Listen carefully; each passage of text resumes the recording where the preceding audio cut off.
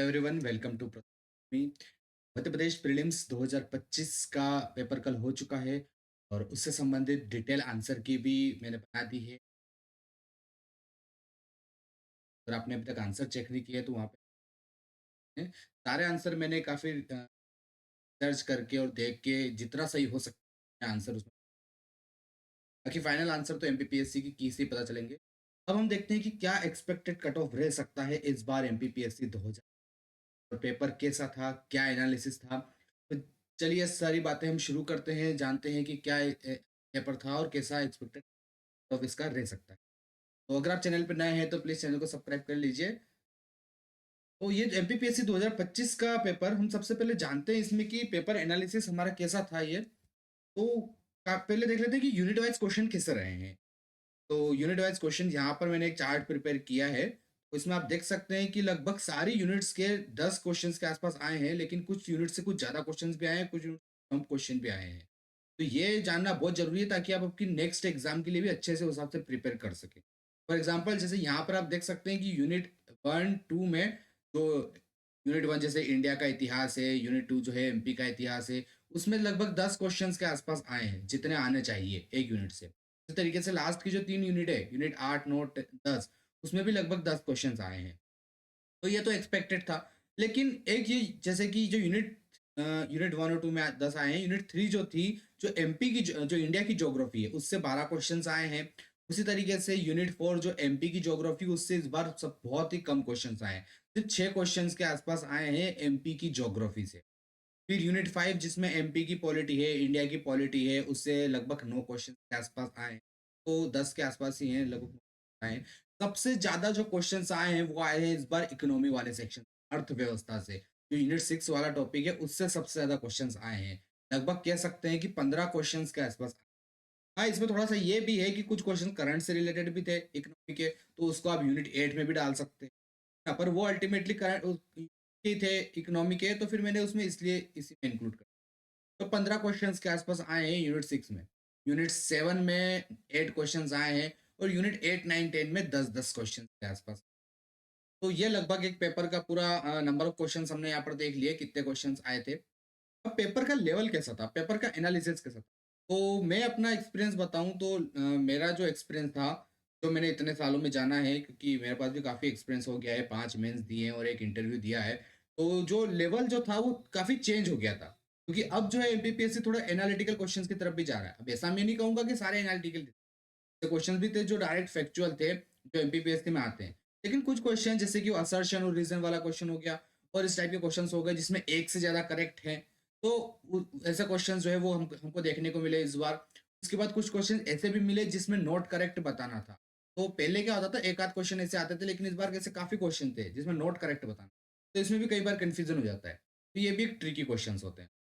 ठीक है, assertion and reason वाले हमें क्वेश्चंस यहाँ पर देखने को मिले। उसके बाद जो है जिसमें एक से ज़्यादा सही थे स्टेटमेंट, वो क्वेश्चंस देखने को मिले। फिर फैक्चुअल क्वेश्चंस ऐसे कई फैक्चुअल थे जो नॉर्मल फैक्ट नहीं था। जैसे कि फॉर एग्जांपल वो जो 2023 वाला जो एक एक्ट था बायोडायवर्सिटी वाला, वो किस डेट को आया, ये बताना है।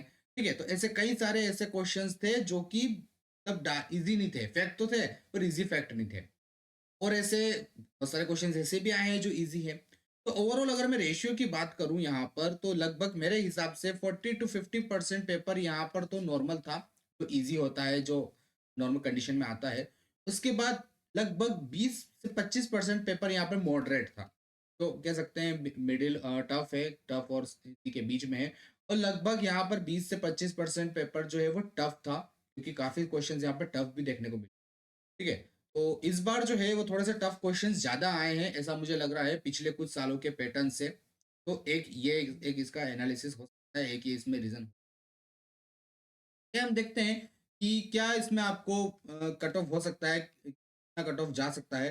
तो पहले हम बात कर लेते हैं कि कट ऑफ किन-किन चीज़ों पे डिपेंड करेगा। ठीक है? जैसे कि नंबर ऑफ एस्पिरेंट्स अपेयर, कितने एस्पिरेंट्स इसमें अपेयर हुए हैं। तो ये जो एमपीपीएससी 2025 का जो एग्ज़ाम था, उसमें पिछले कई सालों से जो हम ट्रेंड देख रहे हैं, तो उससे कंपेयर में बहुत ही कम स्टूडेंट्स ने इस बार फॉर्म भरा था। लगभग 1,18,000 के आसपास स्टूडेंट्स ने ये फॉर्म भरा था, अप्लाई किए थे। और उसके बाद जो है अपीयर कितने हुए, तो जैसा कि न्यूज़ में रिपोर्ट आ रही थी कि लगभग 82% के आसपास कैंडिडेट्स अपीयर हुए थे। तो हम मान सकते हैं कि लगभग 96 से 97 हज़ार कैंडिडेट जो हैं, वो अपीयर हुए हैं, ये बहुत ही कम है। अगर कुछ पिछले कुछ सालों का हम ट्रेंड देखें, तो उससे तो बहुत ही कम है, 1 लाख से भी नीचे पूरा आंकड़ा आ गया है ये।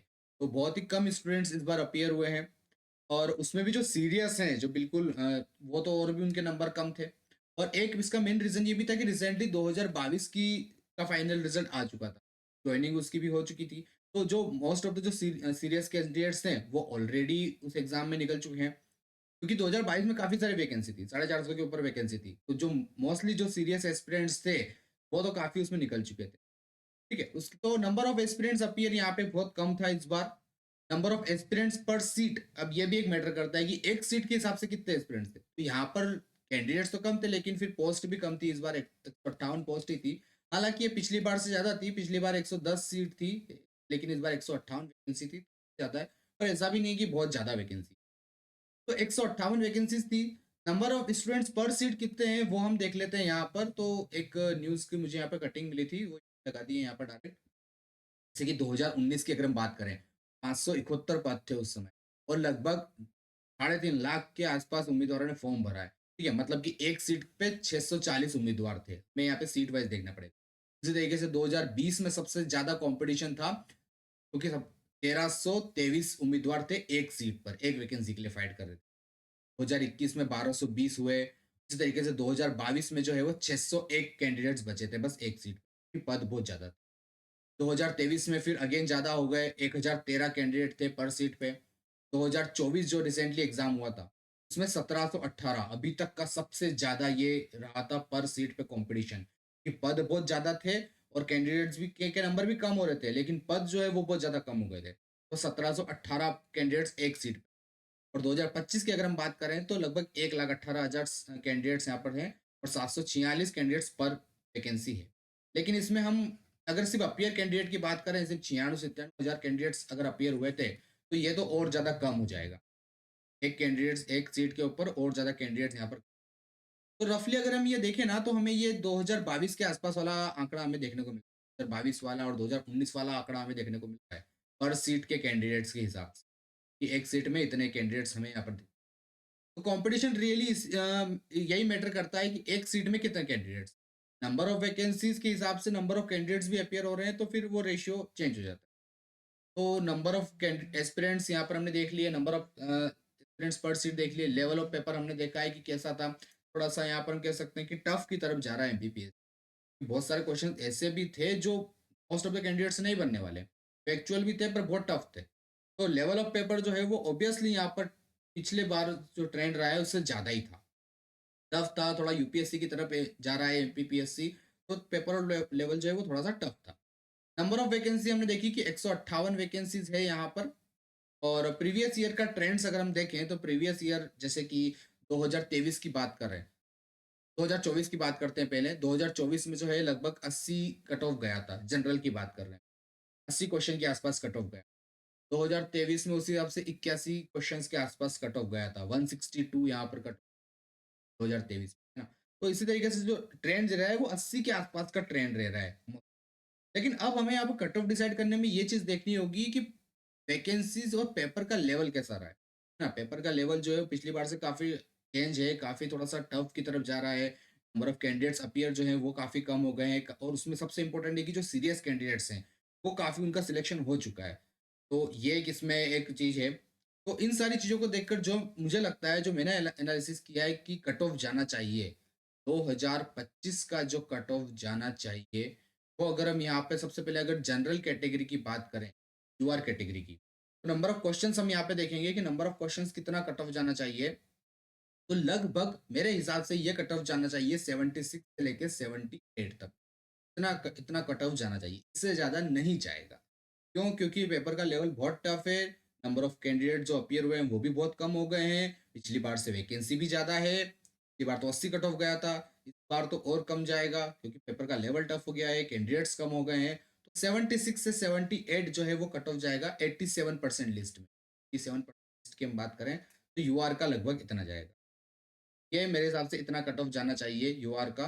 और फिर उसके बाद जैसे ईडब्ल्यूएस की बात करें, तो ईडब्ल्यूएस में 2 क्वेश्चंस कम मान लेते हैं हम, तो कि 74 से लेके 76 तक जाएगा ईडब्ल्यूएस का कट।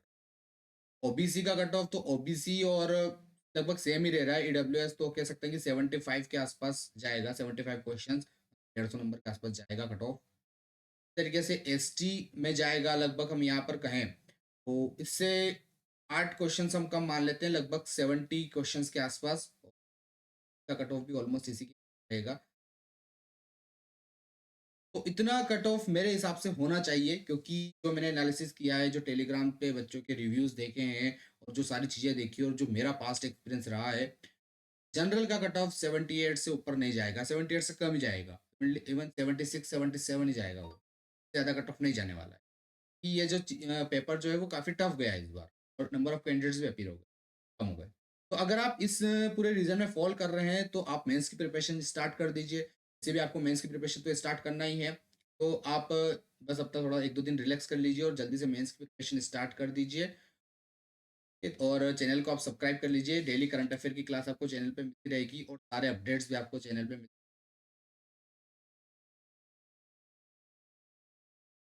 Thank you.